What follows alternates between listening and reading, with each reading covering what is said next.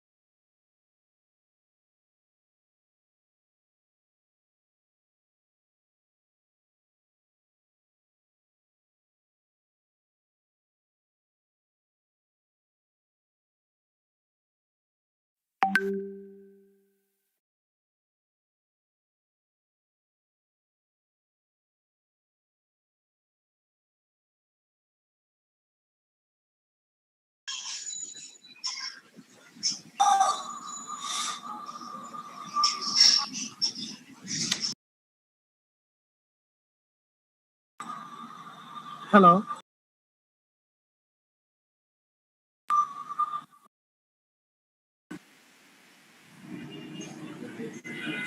Link 3 তো এটা।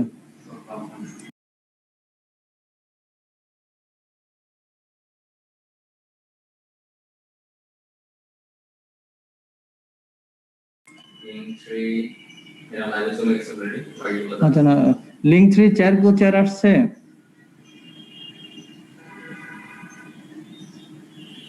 জি আছে। মডারেটর আসছে স্যার। ও আচ্ছা, তাহলে তো আর অসুবিধা নেই, উনি উইল টেক কেয়ার। আচ্ছা ঠিক আছে।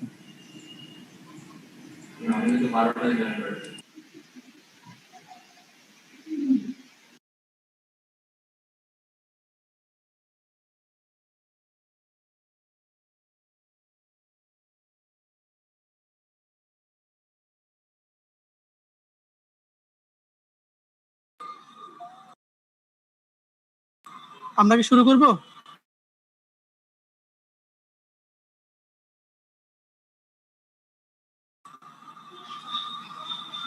চতুর্থ বাংলাদেশ পরিবেশ বিষয়ক আন্তর্জাতিক সম্মেলন সবাইকে শুভেচ্ছা জানাচ্ছি। আমি মোহাম্মদ আতিকুর রহমান। আমাদের আজকের এই সেশনের যেই মূল প্রতিপাদ্য বিষয় সেটি হচ্ছে হলো কোস্টাল অ্যান্ড মেরিন এনভায়রনমেন্ট। আমাদের এই সেশনে চেয়ার হিসেবে উপস্থিত রয়েছেন রুল হুসাইন প্রিন্স এবং কো চেয়ার হিসেবে উপস্থিত রয়েছেন সাইফুল ইসলাম চৌধুরী, তিনি আছেন আমাদের সাথে।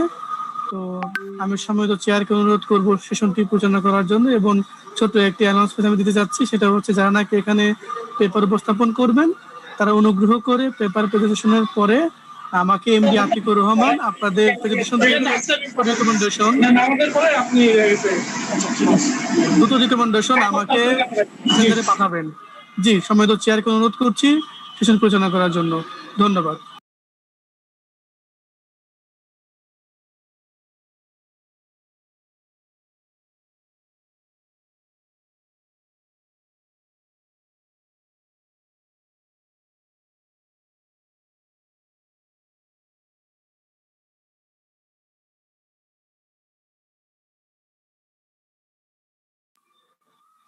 আচ্ছা, তো আমাদের এখানে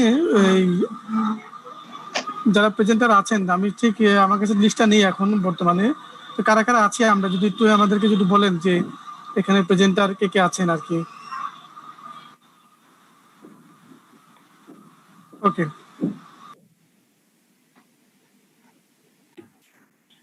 Yes.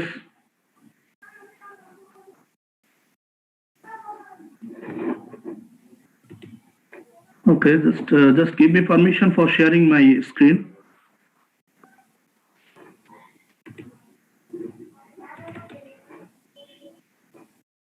Okay, thank you.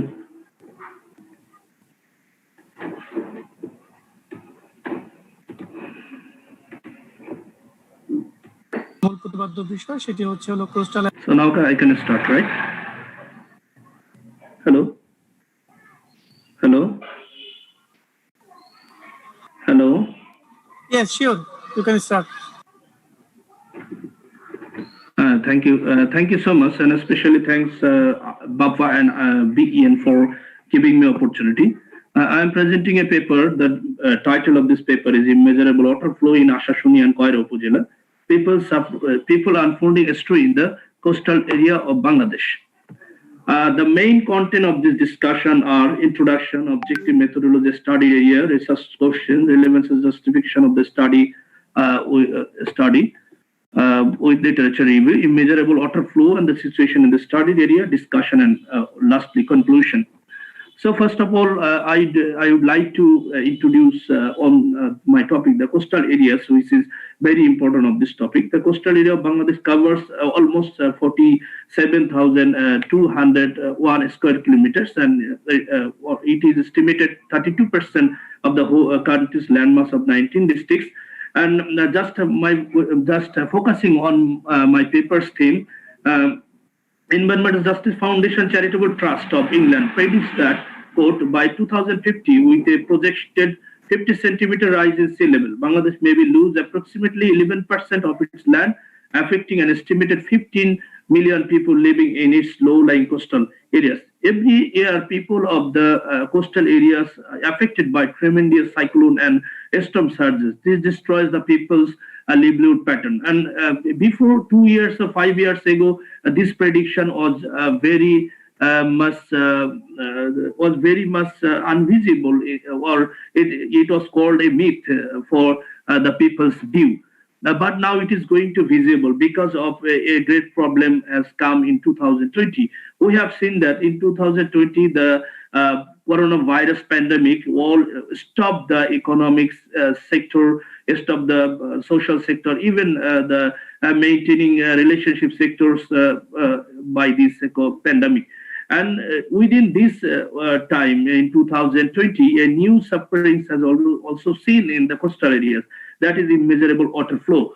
And the objective of this paper, the main objective of this paper is to focus on the people's sufferings and burden for immeasurable water flow in the coastal areas and some other specific objectives that the comparative study between the previous one and the present one, focusing on the scenario of the immeasurable water flows, focusing on the people's living pattern, that's housing, communication, education, income source, sanitation, resilience.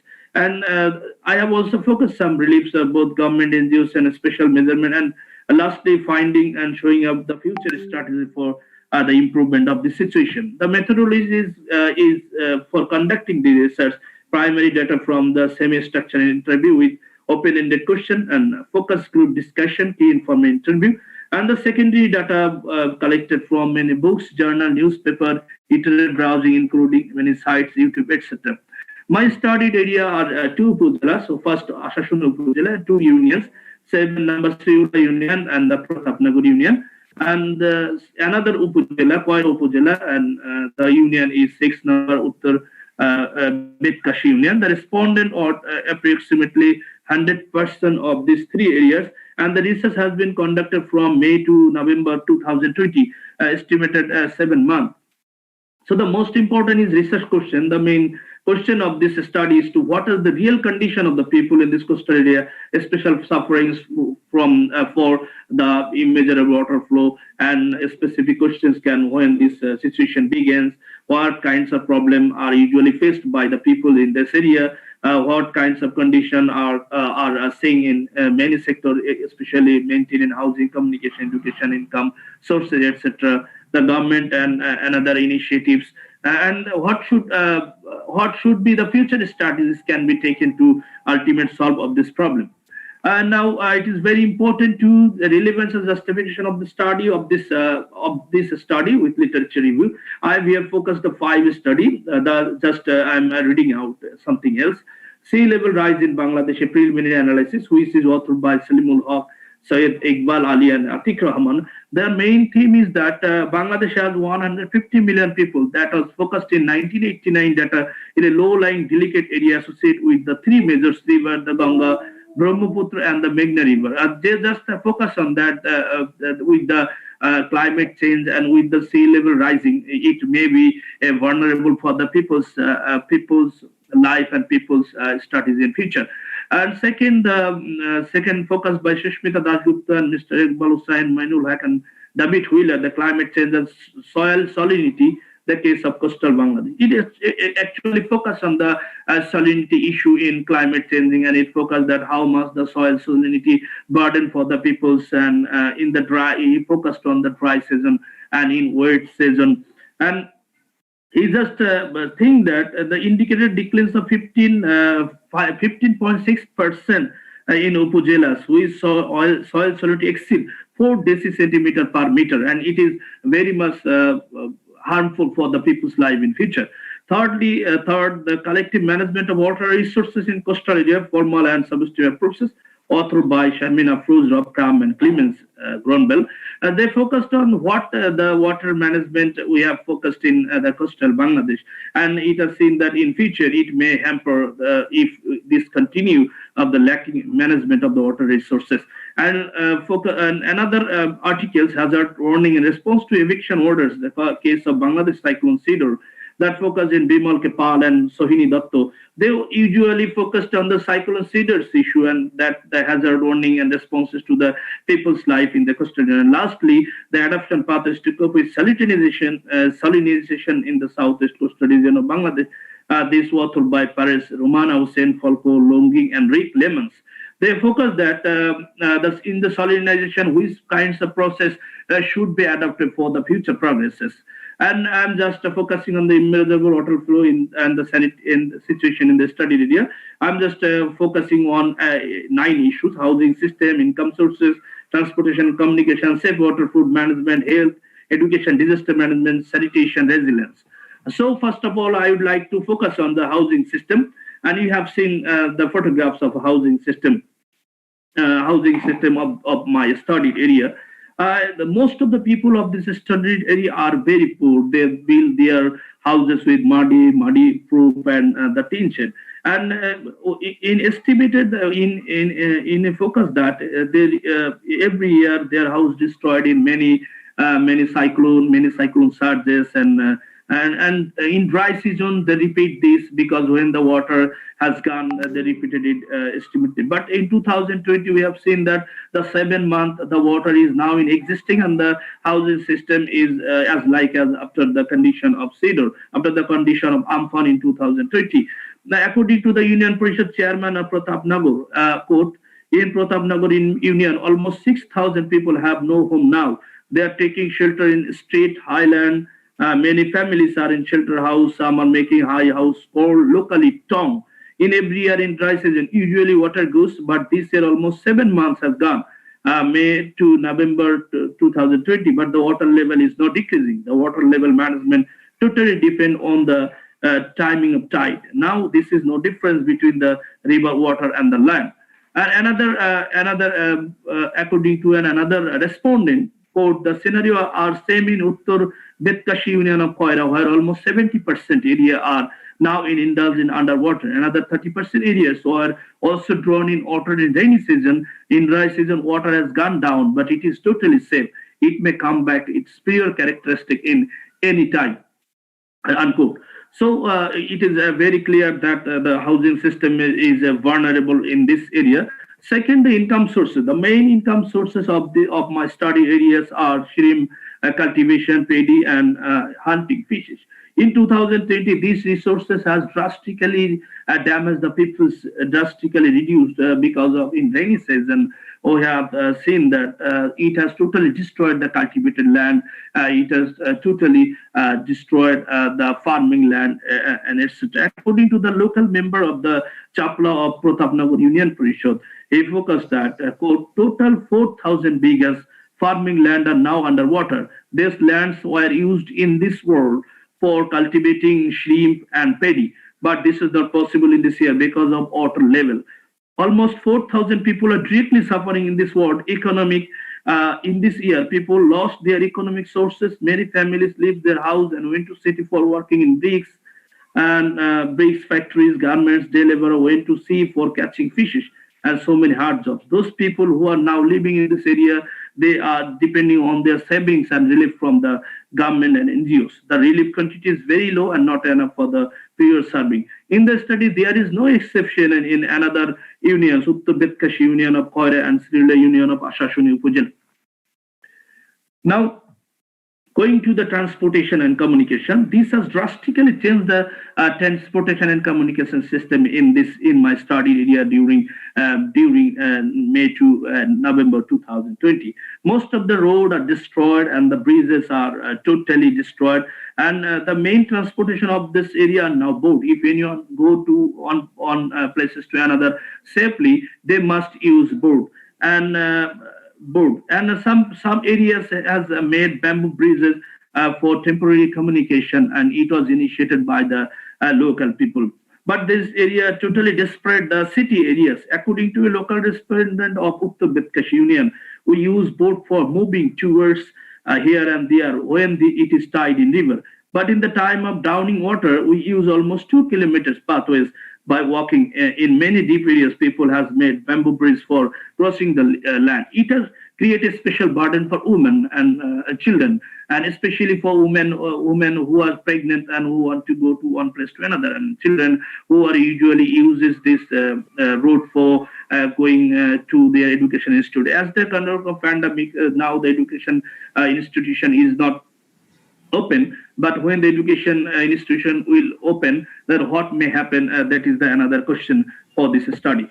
Second, the safe water and food management. This is very important issue. Most of the areas are in salinity water, and the safe water and food management now in a very difficult in that area. You have seen the two tube wells. Mostly the tube wells are being used for the safe water, and these tube wells are the used as a deep tube wells. But for the immeasurable water flow, most of the time it was underwater, and when the water level has gone, when not tide in that area, then people collect this water for their drinking. And this safety is not measurement as the safety, and people are using this water for drinking, for using for washing their utensils, even for their sanitation. Now the health condition is very serious in this position. You have seen a picture, but the health condition is very unhygienic. The water condition, the housing systems, the food management system, all are going to very hazard for the people's life, especially for women who are pregnant, and they are close to nature. And we know that women are close to nature, and they are the mostly user of the water. So this water is creating a burden for not only male person but also women and children also. Thirdly, the education system, you have seen the two pictures on in the same institution prior to the immeasurable water flow, and now in the immeasurable water flow in Pratapnagar Union. Yeah, in this area, educational system educational institutions are being used as a shelter house, because many of the person are using this institution for the shelter, and this institution are not using now for the education system. But as the corona pandemic, this education system is totally off, but people are living there gatheringly. So it is a feature question how the people or children will use this institution as a system of immeasurable water flow. The disaster management, yes, you have seen the disaster management issues. It is totally risky area for the embankments, and mainly the area safety depend on the embankment. But the embankment system is very low. It is called the ring embankment, which is usually produced by the sack of many sands and the bamboos. But this is not enough for the safety of the people's areas. And another question: the housing system is also suffered for the immeasurable water flow. People use the sack of sands and other for protecting their house. So the disaster management is usually a very normal process in this area, but this is not or hard concrete embankment in this area. And according to the chairman of Sri Lanka Union, it has spoken that it has already 5 areas was drastically destroyed for immeasurable water flow, and it has already deep in 60 feet. It is very deep, and several times the local person tried to take action for binding this embankment, and even the Bangladesh Army is working. But in rainy season, this is not possible. Both Bangladesh Army and the local person to repair this one. And but now they are trying their level. They are trying to repair that embankment, which is very challenging for this area. Now, sanitation is very important, and people using the same water for using their washing, for taking bath, even for the toilet. And you have in the toilet system, the Upazila Parishad, a respondent from Sri Lanka Union who called that it is very difficult for the peoples, especially for women and children, to go to toilet in the time of tide or immeasurable water flow issue. When the tide has reduced or the water flow level is going to decrease, then they usually use toilet. But in the toilet system or in the housing system, this garbage usually enter the housing system, enter the food management, etc. It is a very burden for the health issue, and people are suffering from diarrhea, suffering from cholera, suffering from gastric, suffering from ulcer. All are very drastical scenario in these areas, and there is a very burden in the sanitation sector in that area. Now, resilience, the people are going to improve, people want to live in this world, so they are going to resilient how to improve their situation. Those people who have some money or who are rich, they are going to settle in the upper land. They are going to, in many areas in cities, or even they are going to many other areas. And lastly, from the study area, it is very it should be tell that in housing system, in income system, in economic system, safe water, food management, in sanitation, all are totally drastically for the immeasurable water flow, and it has stopped the people's normal studying. So in lastly, I want to tell that this if we don't take any proper step from government and NGOs to do proper management of embankment system or health system, it will drastically reduce the livelihood pattern of the people's life. And what kinds of measurements should be taken in future? The most of the respondents are focused on the concrete embankment system, so that the water can't enter the study area. Government should take steps, and NGOs should take a step for safe water for their reliefs, and etc. So it is from my discussion, it is very clear that the condition of Koira and Ashashuni Upazila is very vulnerable, and the people suffering is no bound, and it is the main causes of the immeasurable water flow, which has seen the new pandemic in the people towards the people of the coastal area. Thank you for hearing, and I would like to thank again the organizer, chair and co-chair, and the host. Thank you so much. Thank you Arif Zaman GM, আপনাকে অসংখ্য ধন্যবাদ। আপনি যে দুটো জেলা সম্পর্কে আপনার বিস্তারিত যে মতামত তুলে ধরেছেন। এখন আমাদের পরবর্তী যে প্রেজেন্টার তিনি হচ্ছেন ঘোষ, আনুশ্রী এন্ড চক্রবর্তী। আপনারা কি আছেন কেউ?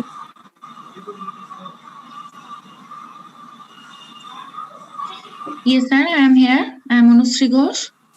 Okay, you can present your presentation. Thank you, sir. Good afternoon, everyone.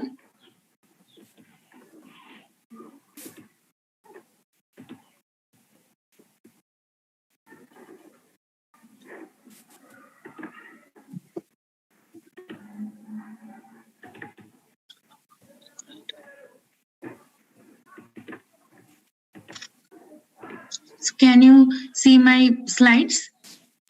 Yes, we can see. Okay, thank you. Good afternoon, everyone. I am Anushree Ghosh from Bangladesh POSH, along with my co-researcher, Mr. Taposh Ranjan Chakraborty.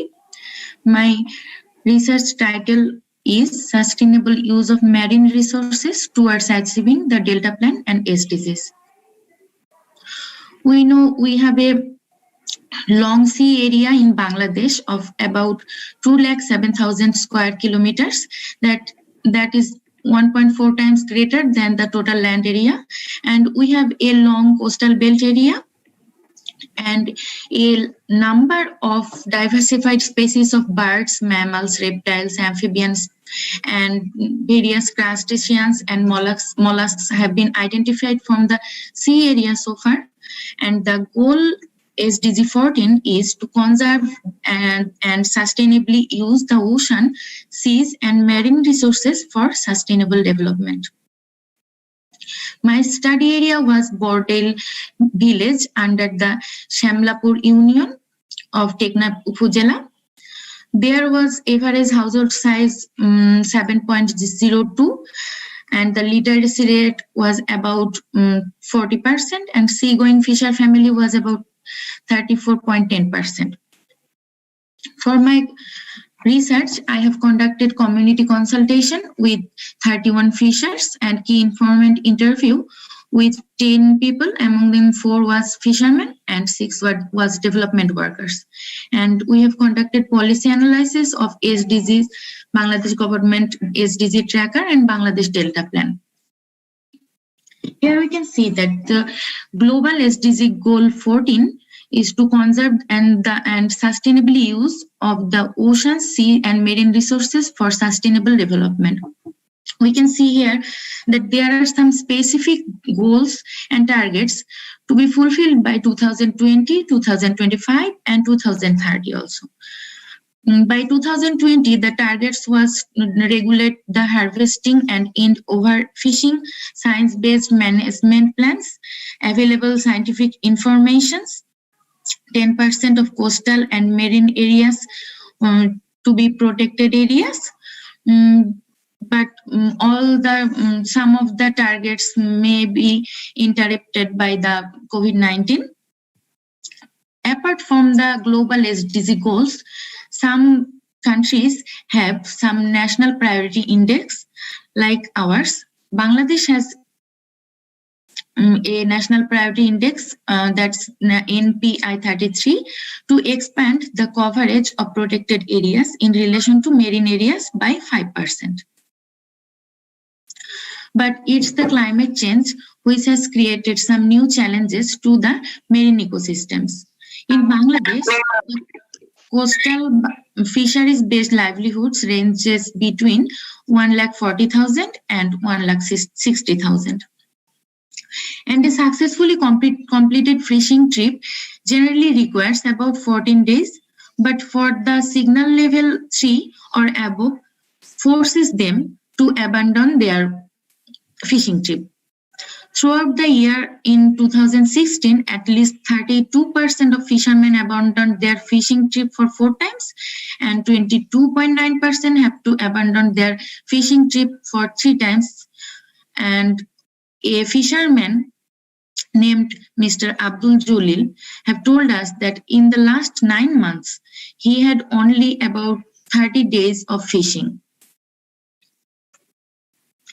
The scope of Bangladesh toward the Delta Plan, the vision is to achieve safe, climate resilient and prosperous Delta. And there are some missions also.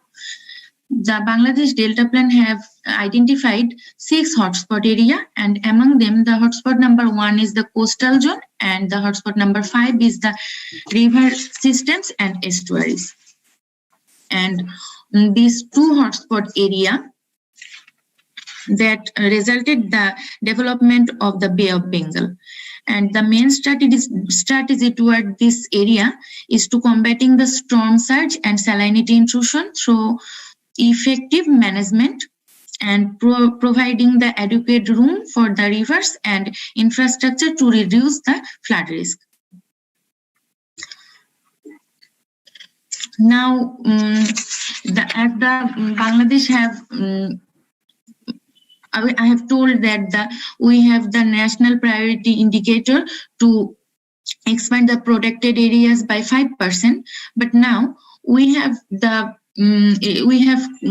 this year we have 3.5% protected area. But I can say that if we add the areas where the Hilsa fishing is banned, then by additioning these areas, it will be raised to 7.2%. And it's the community's awareness towards sustainable fisheries is to use no-zero net and immediate release of non-targeted catch. They also know the technology of saving the non-targeted catch, and they can release it. And cultivation of sea resources as sea mollusks and seaweeds. And 77% household of shoreline village have the major household income from fishing in this area of Bay of Bengal. And their average monthly income was about 6,000 taka. In the last year, 62% fisher in the sea has released the live non-targeted catch immediately. All seagoing fisher know the fishing seasons for every commercially important fishers, but only 82% know the marine fishing law.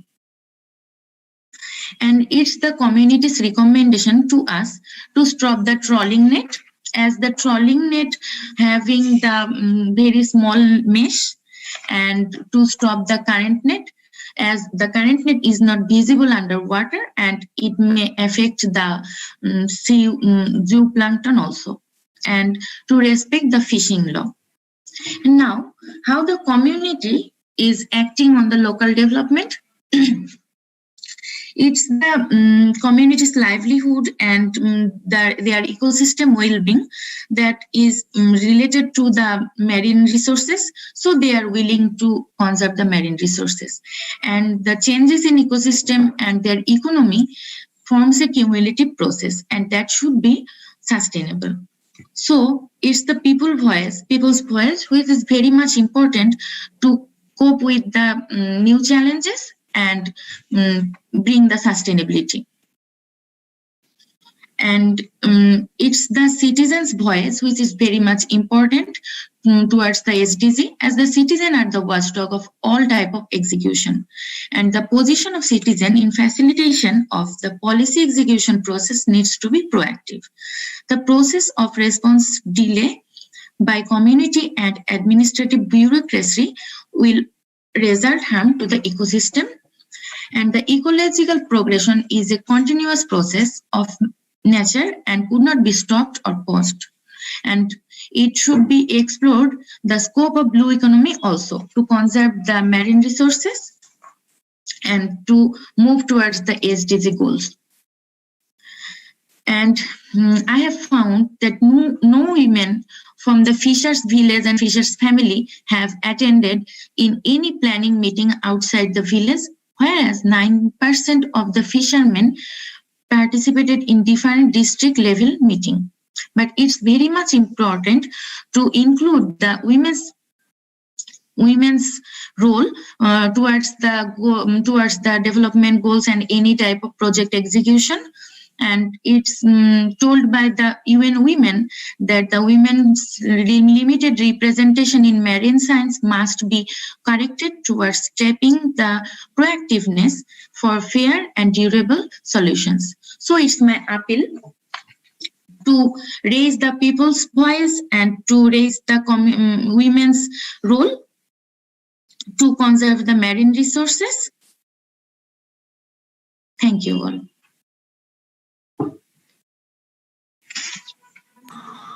Thank you, Anushka, for your nice presentation. Now I would like to request our next presenter, Nitu.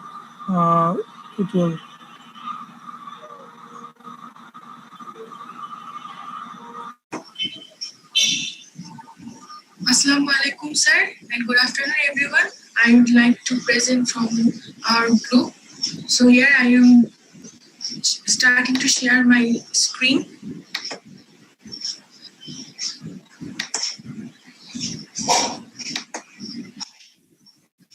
Assalamu alaikum and good afternoon, everyone. I am Anika Ibn Chaudhuri. I will give presentation on climate change impact, evidences from agriculture and food security in coastal area in Khulna region, Bangladesh. So our presentation will cover introduction, study area, methodology, and findings. Climate change is now one of the most discussing points all over the world. Climate change is bringing global warming, unnecessary and unexpected natural calamities, and of course sufferings in human life. Bangladesh is not apart from the impact of climate change. So to assess the impact of climate change in the coastal areas of Bangladesh, we took two upazilas of Khulna district, Paigacha and Koira, which are very near to the coastal belt of Bangladesh. So here we can see most of the area of our study is medium lowland, and least of the areas are highland. So we ran a random sampling and selected 300 respondents and developed a questionnaire survey for them. We collected information from questionnaire survey and analyzed the information through Excel spaces and ArcGIS. We categorized our findings in these 4 categories. So among the respondents, they agreed that there were many occurrences due to climate change, but most of the occurrences were increase in temperature, increase in erratic rainfall, warmer climate, and variation in year-to-year weather.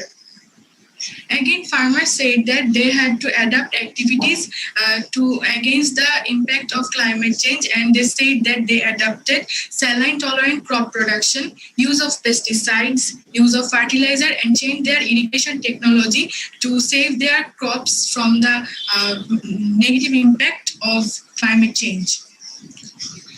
Respondents agreed that due to climate change, they have faced many types of variations, but most of the acute variations were increased deforestation, pest and disease increasing, and variation in frequent rainfall, and saline intrusion increasing in their agricultural land. From 2005 to 2020, respondents said that most of them were damaged by the devastating cyclone Cedar in 2006. We categorize farmers into 4 categories, and we can see farmers from each category had a hard time as they lost some of the amount of their acquired land in 2010 and 2020 as because of the devastating attack of Cedar, Ayla, and Amphan. In the comparison with 2005 and 2010, according to the production of various types of crops, we can see that in 2010, the production is minimum. That's because of there were frequent attack of 2 devastating cyclones in the study area we have selected. In 2015 and 2020's comparison, we again see that the production of various types of crops are minimum in 2020, as we know that Amphan has attacked the coastal belt recently and for the pandemic situation of COVID-19. Cultivable lands and cultivation options were minimum in 2010 and 2020. Production from these cultivable lands were also minimum, but the amount of loss were more if we compare with the other years with 2010. This is because of in 2006 Cedar attacked the coastal belt, and 2009 Ayla attacked the coastal belt also. And in 2020, Amphan attacked our study area. So for these reasons, farmers had less scope to cultivate more crops in their agricultural land. Many livestock faced death in 2010 due to the frequent attack of cyclones in 2006 and 2010. That's why the percentage of livestock is minimum in 2010 and 2020. And also people felt less interest in having livestock again because they had shortage of money and less scope in 2010 and 2020 because of the attack of disasters. Farmers agreed that disaster and salinity is more responsible because of the because of the decreasing of crop production.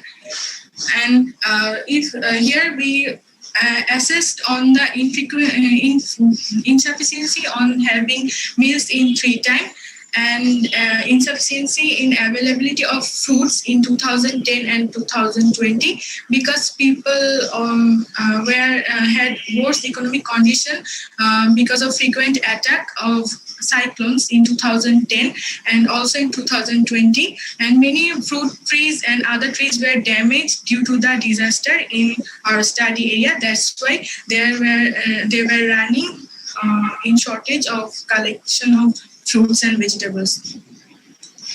Here we can see the least educated person is suffering in food insecurity most. And here, the landless farmers were suffering in food insecurity more than other farmers. Daily wage earners or the farmers who worked in other farmers' fields or landless are more victims of food insecurity in this table. In 2010, average investment behind agroeconomy was less if we compare with the other years. And the profit was also less comparing to the other years. But the loss, according to the profit and investment, was really huge to bear for the farmers.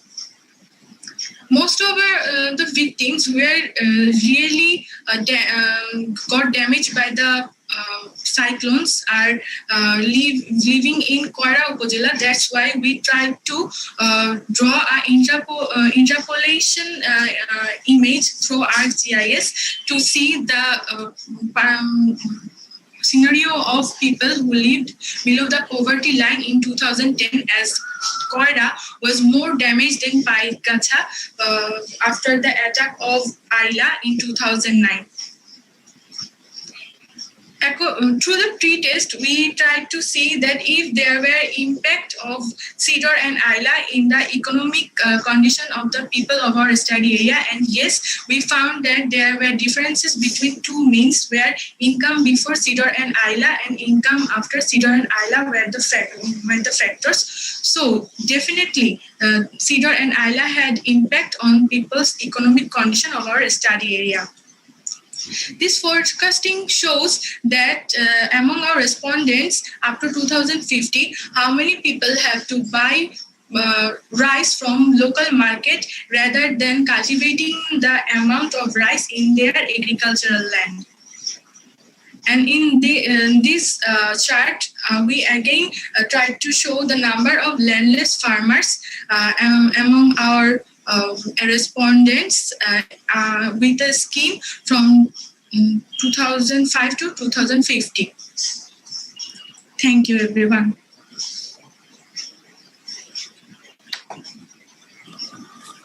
Thank you, Anika Ibn Chaudhuri, for your nice presentation. Now, I would like to present our next presenter, A.M. Mukhlisur Rahman. A.M. Mukhlisur Rahman.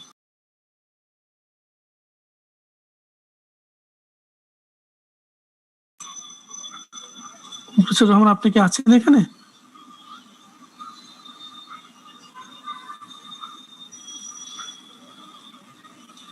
Okay, so now our next presenter, Zakia Sultana. Please, you can present your presentation. Zakia Sultana.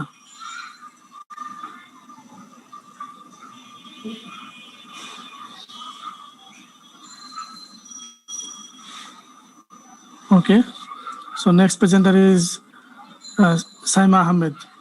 Ji, ma'am, you can present your presentation.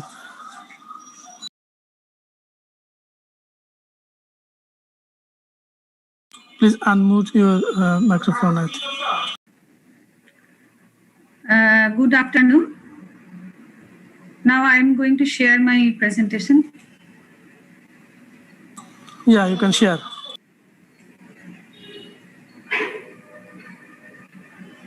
Can you see? Please mention. Can you see the screen? Yes, we can see. Okay. So good morning, everyone. My name is Saima Ahmed, Associate Professor. G madam, একটু full screen করে নিলে ভালো হবে, আর কি দেখতে সুন্দর হবে। Okay.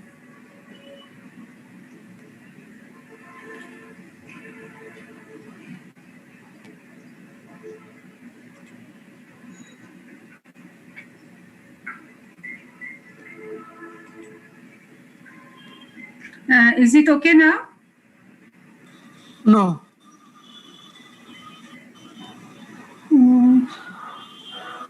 Okay, no problem, ma'am. You can carry on. Okay, I'm trying.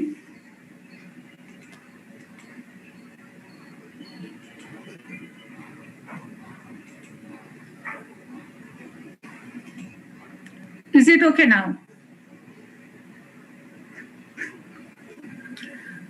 So I start my presentation. This is the research topic is an extract from my doctoral research. The title of the research was The Conservation of Environmental and Biodiversity State of the Feni River Estuary in Chogam, an exploratory study through PSR model. And I am Saima, the Associate Professor, Geography and Environment from Bangladesh Open University. The Feni River Estuary has been experiencing rapid environmental and biodiversity deterioration due to anthropogenic activities. And so the conservation of environmental and biodiversity state has become a significant prerequisite from three perspectives, such as the environment, biodiversity, and anthropogeny. The main theme of my study was to reveal the cause and effect relationship between the anthropogenic activities and the environmental as well as biodiversity state of the Beni River estuary. The objective was to measure heavy metal concentration in sample water, assess the physiochemical quality of sample water, measure heavy metal concentration in sample mollusk shells, to determine the calcium carbonate concentration in sample mollusk shells, and lastly, to develop a pressure state response model for the study area. And this is my study area. The map is showing the study area along with the sample areas, Abuler Chor, Ichakhali Chor, North and South Mukhtar Chor, and the east side of Mohuri Dam. The environmental indicators of my study was the heavy metal concentration in water samples. The heavy metals like the cadmium, copper, lead, iron, and zinc was measured. The number 2 environmental indicator was the physiochemical quality of the water samples. And for this, the potential hydrogen or pH, electric conductivity, total dissolved solids, and the temperature of the water samples were measured. And these measured in the laboratory environment. And the biodiversity indicators were the heavy metal concentration in sample mollusk shells, the same heavy metals such as the cadmium, copper, lead, iron, and zinc was measured in this case. And the calcium carbonate concentration in the sample mollusk shells were measured as well. The water samples were collected in point sampling method, while the mollusk shell samples collected from the source points of pollution. And the atomic absorption spectroscopy method for measuring the heavy metal concentration was used for measuring the water and mollusk shell samples heavy metal concentration. The pH meter was used for measuring the physiochemical parameters of water, and the calcium carbonate content detection method was used for measuring the calcium carbonate concentration in mollusk shells. And here are the results. Firstly, the water quality, which was taken as the environmental indicator. Average heavy metal concentration in water was highest in ferrous, followed by the lead, zinc, copper, and then the cadmium. The average pH within the standard range was within the standard range of brackish fish water resources, and there was a slight increase in average temperature than the standard average. The TDS was only 0.01 milligram per liter. The EC was within the normal range. For the biodiversity indicators, the average heavy metal concentration is, the average heavy metal concentration in sample mollusk shells was Hello?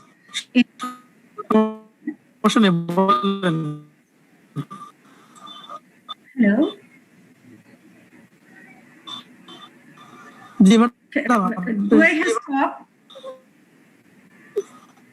The net is not working smoothly. Okay. The biodiversity indicators, for the biodiversity indicators, the result was average heavy metal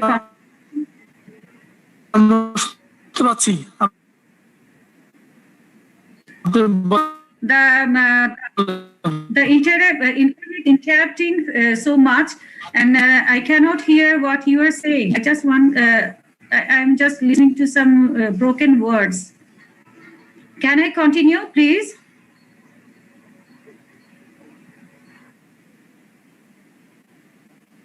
Oh, okay, thank you so much. And the average concentration of heavy metals in sample mollusk shells was highest in the copper, then followed by the lead, zinc, ferrous, and then the cadmium. And the average concentration of calcium carbonate in the mollusk shells was 1.87 milligram per liter. Now I want to discuss the causes, effects, and the findings of my research. The main cause, as we have seen, were the anthropogenic interventions which caused the environmental and biodiversity deterioration and changes.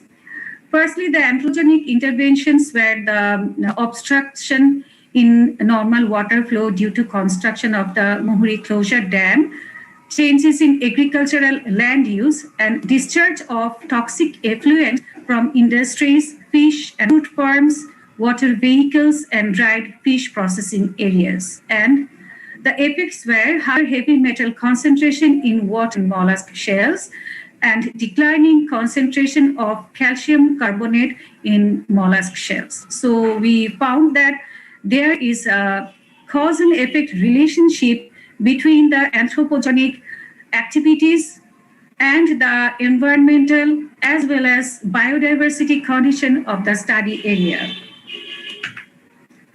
Now, I want to present the whole thing through a PSR model which has been developed bending upon the observations and findings. The state indicators, the water quality has deteriorated and the biodiversity has changed, or some of the species has been lost.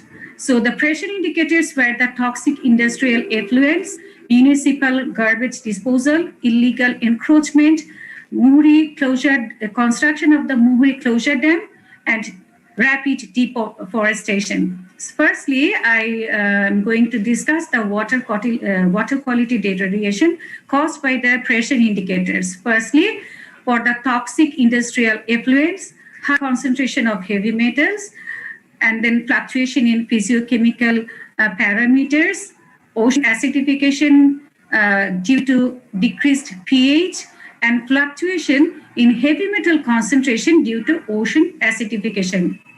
Actually, everything was interrelated with each other. For municipal garbage, restricted natural flow was observed with increased pollution and toxicity in water. The illegal encroachment pressure indicator narrowed the river width, obstructed natural water flow, and increased the pollution and toxicity of water. Due to the Muhuri Closure Dam construction, decreased water volume was observed. Fluctuation in salinity due to obstruction of natural water flow was observed. Due to deforestation, lesser concentration of nutrients in water was measured. And for the biodiversity change or loss, toxic industrial effluents worked in such ways that declined calcium carbonate concentration due to fluctuation of physiochemical parameters of the water and fragility of shells and decrease of mollusk population due to declination of the concentration of calcium carbonate was observed. And for municipal garbage disposal, declined mollusk population, shell fragility, and species diversity was observed. For the illegal encroachments, declined faunal biodiversity and declined mollusk population and shell fragility and species diversity was observed as well. For the Muhuri Closure Dam, changes in extinction in faunal biodiversity was observed. Increased cultivated faunal species was found in the study area. And for the rapid deforestation, change and loss of faunal biodiversity was observed. Now, the state indicators, how now the response indicators, how they are responding to this type of pressure and state indicators.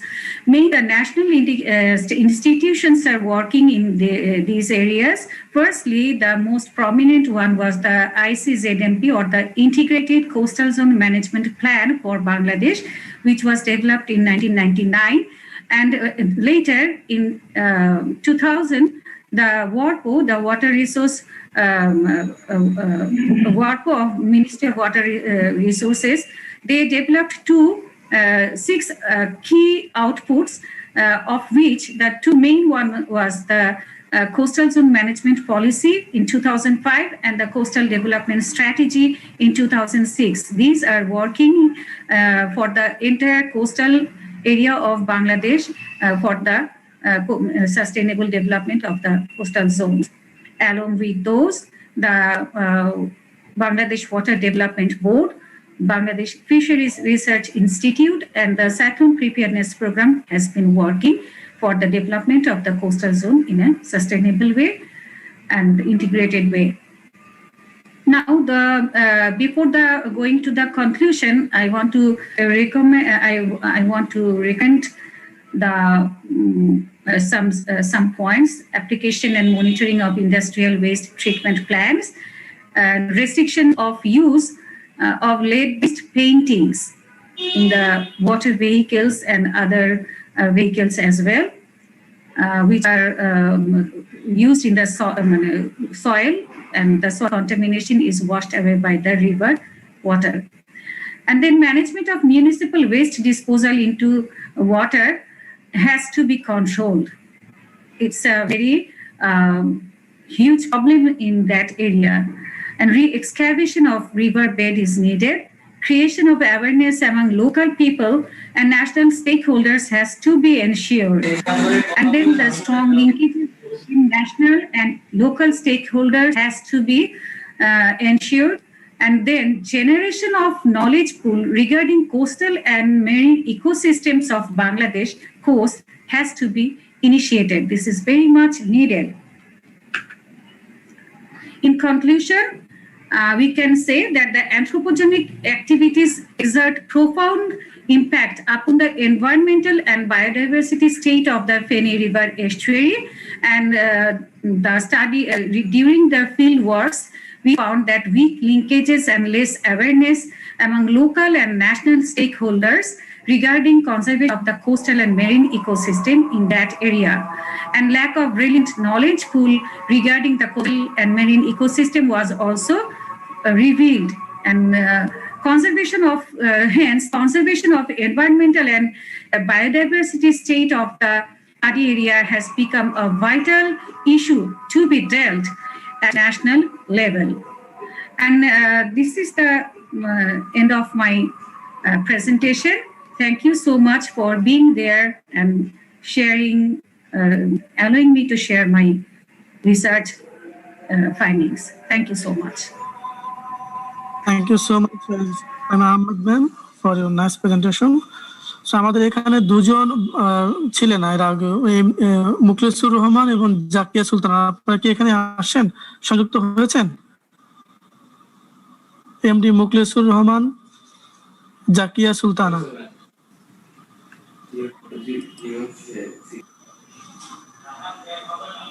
So now we will have question answer. If any has questions regarding the presentation, please let us know.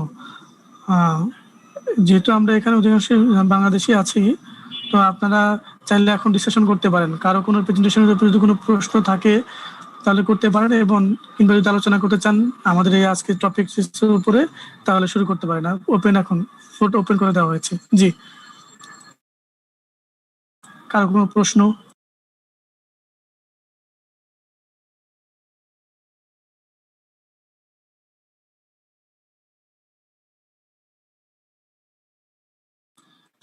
কারো কোনো প্রশ্ন কিংবা মতামত থাকলে এখানে আমরা আলোচনা করতে পারি।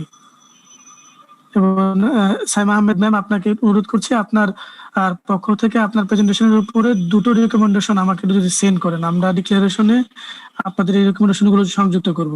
এবং আমি নিতু যিনি আছেন, ক্যান ইউ রিপিট এগেইন? আমার ইন্টারনেট খুব ডিস্টার্ব করছে, ভেঙে এসেছে, আপনার কথাটা আমি পুরো শুনতে পাইনি। জি, আপনার প্রেজেন্টেশন থেকে দুটো রিকমেন্ডেশন আমাকে একটু সেন্ড করবেন, আমরা এগুলো আমাদের ডিক্লারেশনে যুক্ত করবো আর কি। এবং যারা ইতিমধ্যে দিয়েছেন, যারা দেননি তারা একটু দিয়ে দিবেন আমাকে আপনাদের প্রেজেন্টেশনের থেকে দুটো রিকমেন্ডেশন চ্যাট বক্সে দিয়ে দিতে হবে। আমি কি মেইল করে দেব আপনাকে? হ্যাঁ, চ্যাট বক্সে দিয়ে দিলেই হবে। এখন আমরা ডিসকাশন করতে পারি আমাদের যে এই আলোচনাগুলো হলো এবং যে প্রেজেন্টেশনগুলো উপস্থাপিত হলো। এখানে যদি কোনো প্রশ্ন থাকে, কেউ যদি কোনো প্রশ্ন করতে চান কিংবা কেউ যদি আলোচনা করতে চান, আলোচনা করতে পারেন।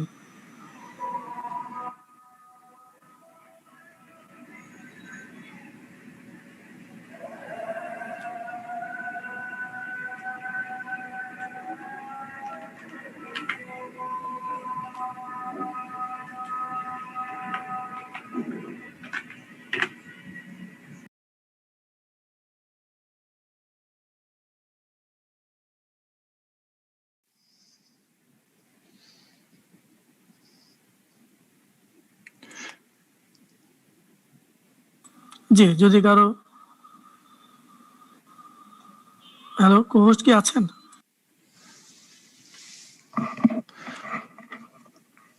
I have one question for Annika and Nitu and the others involved in the Kulna presentation. Yeah, you can. Yeah. I just wanted to know a little more about how aware farmers and their families are that agricultural production is going down because of climate change. Can you give us any examples of their own awareness of the effect that climate change is having on their farms? Thank you, sir, for asking us such a beautiful question. As we went to their families for our survey, we found that before this frequent climate change in the coastal area of Bangladesh, the owners of fisheries, as we know that southern part of Bangladesh is very much enriched with fishery farms, they cultivated many types of fishes which were both found in river water and also in sea water. But after the frequent attack of cyclones and tidal bursts and increasing portion of salinity in their land, they started to cultivate the kind of fish which can live in saline water, and the fishes which were found in rivers, they were not being cultivated in their fisheries. So like this, by this process, we can say that this is an example of adapting the climate change impact in our study area.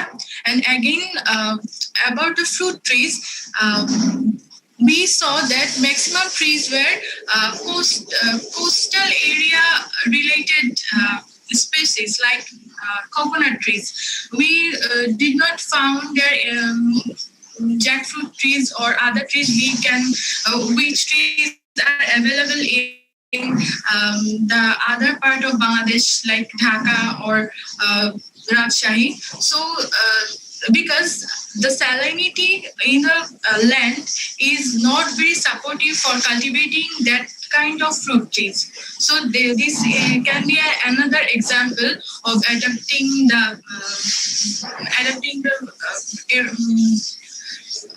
reign of climate change in our study area. Thank you, sir. Thank you.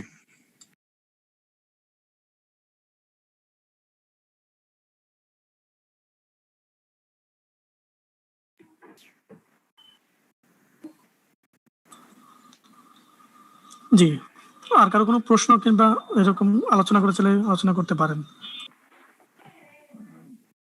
I just want to say something. Mr. Michael, thank you for a question that is maybe related with also my paper. And now the crisis is the coastal area is not only the farming or salinity, but also the immeasurable water flow here. Before 5 or 6 months, even 1 year, it was see that in water level is going to raise in rainy season, especially after Sidor, after Ayla, after Amphan. And I am from that region. My home is in Satkira, and I am the one of the sufferer of that region. When Sidor was held, then I was a student of class 10, or I was just attending SSC exam. And after 2 years, when Ayla was hit in our area, then I was set up in intermediate or ACC exam. And I am the one of the witness of that calamities or the diseases. And yes, Ms. Anika, she focused on the land system of salinity of my area, even Koira district. Her area is Koira district. Yes, before 5 or 10 years when I was a child, then I have seen that we have many mango trees, we have many jackfruit trees, even many trees were there. But by the time being, they are going to destroy it because of the increasing salinity, increasing water level. I always tell you that we have in my Upazila, Ashashuni Upazila, we have almost 11 union, but already two union has now underwater, and another union, a part is underwater. So this is very crisis situation in coastal area now. And yes, the most of the people of this area are depending on fishing, and some areas they are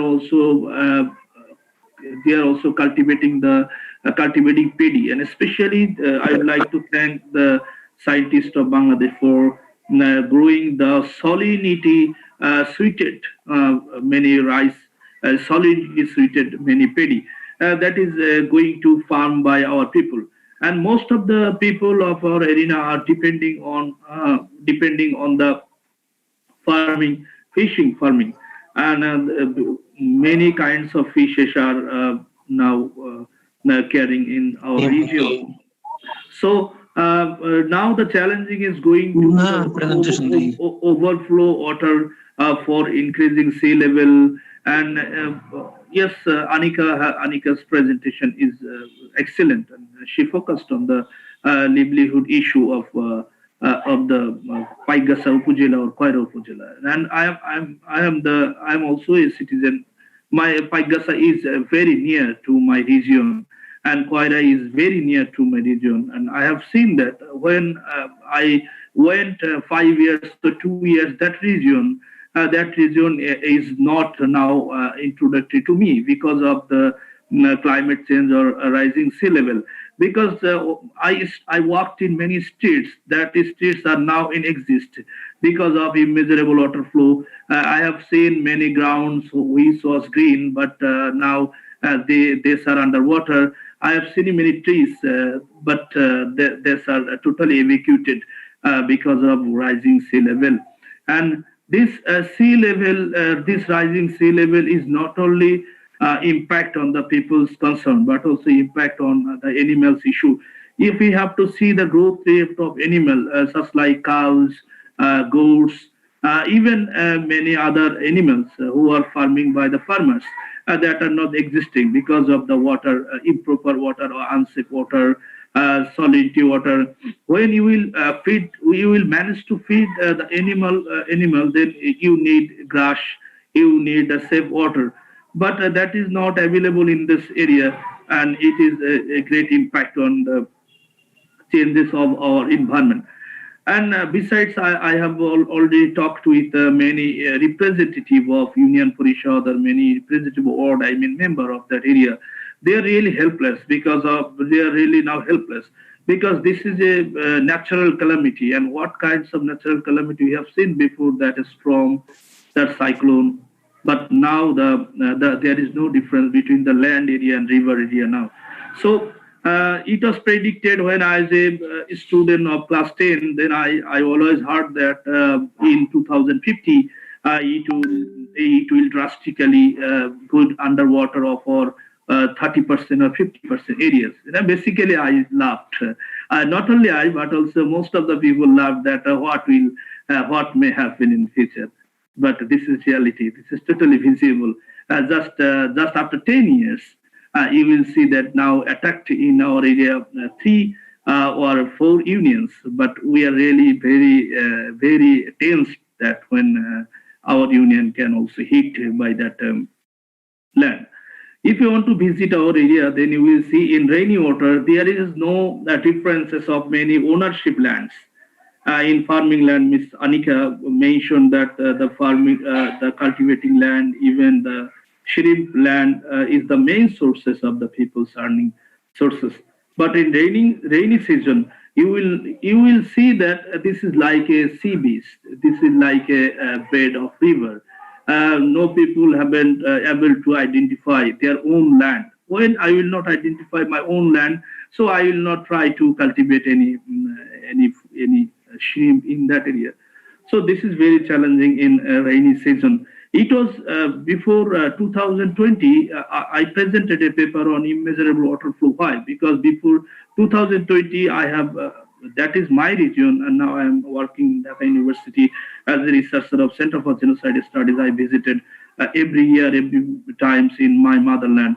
I have seen that it has gradually changed the environmental situation. It has gradually changed the climate situation in my region. There were a strong embankment system before when even we visited many bank system in afternoon. We visited many embankment for our relax, but that embankment are not suitable for tackling the river water, because river water is totally adjusted with now in sea water, and the water flowing is increasing day by day. So I think that this immeasurable water flow or living pattern that mentioned by Anika, living pattern is totally going to change because of water salinity, because of immeasurable water flow, because of cyclone, because of disaster. People are usually want to live in their fatherland, even in their motherland. They usually don't want to leave that place easily. But environmental crisis or the water sea level is forcing them to leave that people. I have already mentioned in resilience, many people are migrating from that place to many highland. Even you are very astonished to see a survey that most 60% of Upazila, Protapna Upazila, they have no home now. They are taking shelter in embankment or highland. They are taking shelter in their shelter house. So the crisis is going to very scare. Crisis is going to increase. So if government can't proper step, or the many NGOs who are working for the coastal areas, the water management, the livelihood pattern management, if they don't properly do that area, I think that this area will drastically fall down the livelihood pattern of the peoples. So this is from mine, and I especially thanks all of the presenters, and especially thanks Bapa Pen for organizing such like and remarkable presentation. And I'd like to Miss Anika, if you have any work for in future, you may communicate with me, or if you want to, I will try my level best to support you in conducting your research. Thank you for your presentation, and all of the presenter, and Mr. Michael Bull for your outstanding question. Thank you. Thank you. জি ধন্যবাদ। তো আর কারো কোনো প্রশ্ন আছে কি? আলোচনা কেউ? আসলে বিষয়গুলো সত্যিই গুরুত্বপূর্ণ, কারণ হচ্ছে যেহেতু আমরা প্রায়শই শুনি নদীমাতৃক দেশ আমরা, তো এই নদীমাতৃক দেশে নদীকে বাঁচানোর জন্য হাইকোর্ট থেকে মানে উচ্চ আদালত থেকে হচ্ছিল জীবন্ত সত্তা হিসেবে ঘোষণা দিতে হয়, এবং এই পানির জন্য ঢাকা শহরে একজন এমপিকে মানে ধাওয়া খেতে হয় এবং তার নামই পরিবর্তন হয়ে যায়। তার মানে আমরা কতটুকু ভয়াবহ অবস্থায় আছি আমাদের এই নদীমাতৃক দেশে পানি নিয়ে আর কি। তো এটা আমাদের যদি এখনো উপলব্ধি না করি আমরা, তাহলে আসলে ভবিষ্যতে আমাদেরকে আরো মানে কঠিন সময়ের সম্মুখীন হতে হবে। আপনাদের অসংখ্য ধন্যবাদ আপনাদের সবাইকে, আপনারা খুব সুন্দর এখানে উপস্থাপন করেছেন। তো আরো কারো কোনো আলোচনা থাকলে করতে পারেন। আমি কিছু বলতে চাচ্ছি। জি ম্যাম। মিস্টার আরিফুজ্জামান এবং আনিকা ওনারা যে বিষয়ে কথা বললেন সেটা আমি যতটুকু বুঝেছি, আমার একটু নেটে প্রবলেম করছে, ওনারা আমাদের পশ্চিম উপকূল নিয়ে আলোচনা করেছেন, এবং ওখানে আমি এখনো ওইভাবে কাজ করতে যাইনি, কিন্তু সিপিপির সাথে আমি কি কাজ করছি। সিপিপির ওখানে যে এখন এক্সটেন্ডেড অংশগুলো কাজ করছে ওদের ব্যাপারে আমি কিছু শুনেছি, এবং সেখানটায় যে আপনাদের ইভেন গ্রাউন্ড ওয়াটারের যে খারাপ অবস্থা সেই সম্পর্কেও শুনেছি। তো আমি কাজ করেছি আমার ডক্টরাল ডিগ্রির জন্য চিটাগং কোস্টের, এবং সেখানে প্রত্যেকটা নদীতে আপনার যে পরিমাণ প্রবলেম দেখছি, যে যেরকম হাই হেভি মেটাল কনসেন্ট্রেশন সেরকম গার্বেজ ডিসপোজাল হচ্ছে, এবং এটা শুধুমাত্র যে প্রাইভেট মানে ওখানকার লোকাল লোকেরা করছে তা না, ন্যাশনাল পর্যায়েও কিন্তু সেখান থেকে গার্বেজ ডিসপোজাল করে আমাদের এখানে যে প্রাইম মিনিস্টার্স রিহ্যাবিলিটেশন একটা প্রজেক্ট হচ্ছে, অলরেডি ওটা হয়ে গেছে বেশিরভাগটাই। সেখানটা কিন্তু পুরো মিউনিসিপ্যালিটির গার্বেজটাকে নিয়ে এসে সেখানটায় ডাম্প করে সেই জায়গাগুলোকে মানে এনক্রোচমেন্ট করা হচ্ছে, এবং এই ওখান মানে পানি কালো দুর্গন্ধযুক্ত, এবং সেখানে গ্লাভস ছাড়া সেখানকার পানি বা মাটি আমরা সংগ্রহ করতে পারিনি। তো এতটা ভয়াবহ অবস্থা দক্ষিণে প্রত্যেকটা নদীর। ফেনী নদী one of the most important নদী, বাকখালী নদী কক্সবাজারে one of the most important নদী, যেটা আমাদের শুধু পানি দিচ্ছে তা না, আমাদের সমস্ত রকমের সোর্স অফ ফুড এবং সোর্স অফ ইকোনমি। সো এই নদীগুলোর ব্যাপারে আসলে আমাদেরকে অনেক বেশি কনসিয়াস হতে হবে। বাকখালী নদীতে আমার যে রিসার্চে আমি পেয়েছি যে পানিতে আপনার পারদের পরিমাণটা, লেডের যেটা লেড সীসার পরিমাণ হচ্ছে আমাদের সহ্য ক্ষমতার মানে মানুষের সহ্য ক্ষমতার 13 গুণ বেশি। এটা খুব অ্যালার্মিং, এবং এই জিনিসগুলা এই ধরনের কনফারেন্সগুলোতে আসছে এবং আসা দরকার। আমি মনে করি এগুলা নিয়ে আমাদের আরো অনেক বেশি জনগণকে জানানো উচিত। এবং আমার একটা বড় রিয়েলাইজেশন, এখানে ফিল্ডে কাজ করতে গিয়ে মানুষের অ্যাওয়ারনেস বাড়াতে হবে থ্রু নলেজ। আমরা জানি না, আমরা ইন জেনারেল আমাদের একদম প্রাইমারি লেভেল থেকে নলেজটাকে কিছু কিছু করে এনভায়রনমেন্ট সম্পর্কে এবং তার কনজারভেশন, তার এনভায়রনমেন্টে কিভাবে প্রবলেমগুলোর মিটিগেশন করা যায় সেই ব্যাপারগুলোতে আসলে কাজ করতে হবে। There is no other ways. We have to be aware, we have to create sufficient knowledge about the coastal areas. These coastal areas are the life of our whole country. They are serving us each and everything from social, economic, all perspectives. So we have to be very careful, and we have to be very much acknowledged from the primary level. And the coming ocean decade, I hope that our government will be working or emphasizing more upon this type of knowledge gathering, knowledge creation, awareness creation, and conservation. Thank you. I just include another issue, if you have available time. Yeah, we have. Yeah.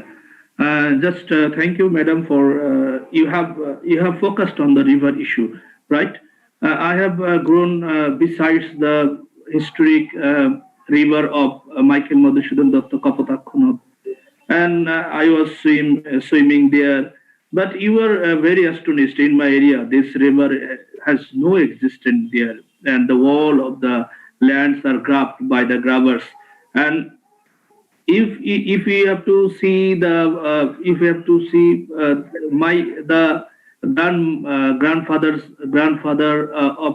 grandfather by the mother side of Michael Madhusudhan Datta of our area is Katipara.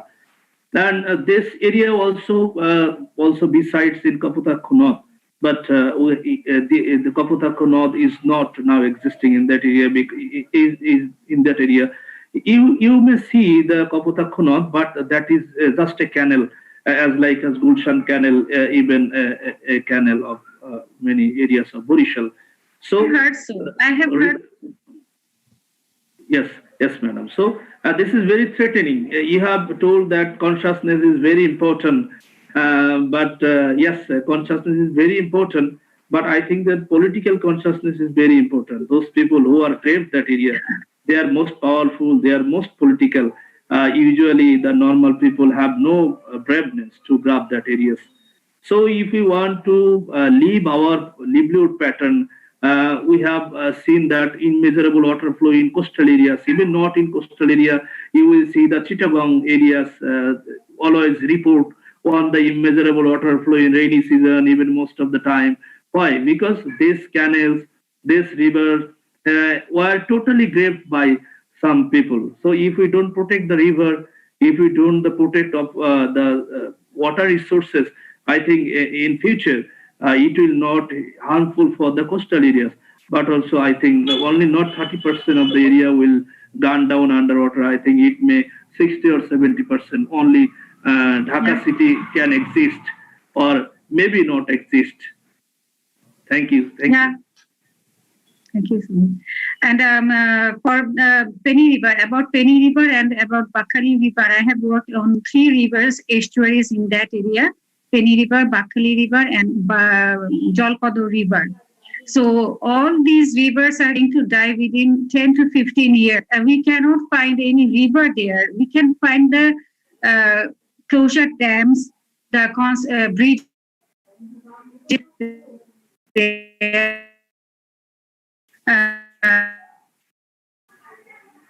Done my research.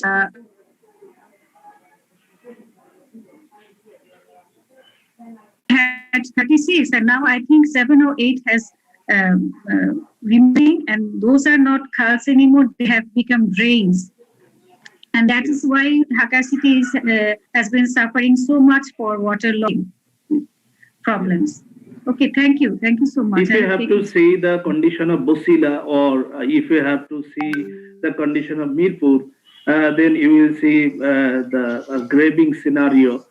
And BRT is trying to withdraw that govers, but it is going to be difficult for them because of political interruption.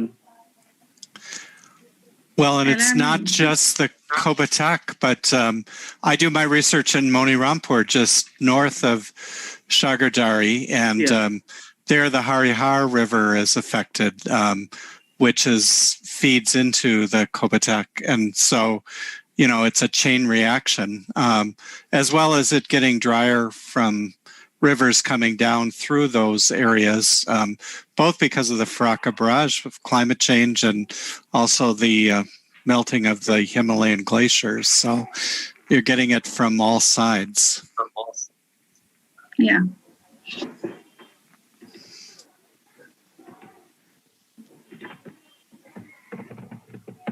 Actually, the northern, the rivers in the northern side of Bangladesh, that is the Kushiara, the Shuma, all of them are suffering from this type of barrages. And in the rainy season, when water overflows, there is flash floods in those areas. So these has become regular problems in Bangladesh. Although we have so many rivers, most of the rivers are almost dead, but still then rivers.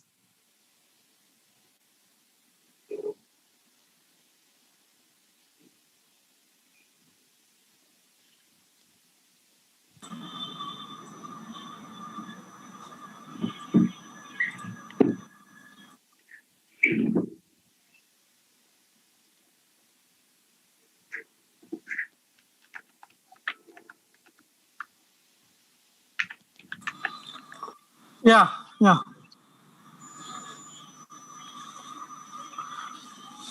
Okay, so খুবই সুন্দর আলোচনা হলো আমাদের এখানে। So আমরা কি এখন timely আছি না আমরা শেষ করতে হবে আমাদের এখন কো-হোস্ট? ওকে, so many thanks to the presenter for your informative presentation. I hope the policymakers will pay attention to these issues. So everyone, thank you so much. Yeah. Thank you so much, sir. Thank you. Thank you so much. Thank you so much. Thank you, Mr. Michael. Thank you, Zaman and others. And thank you, the host. Stay safe. Can we quit now? Yeah, you can leave. Yeah. Thanks.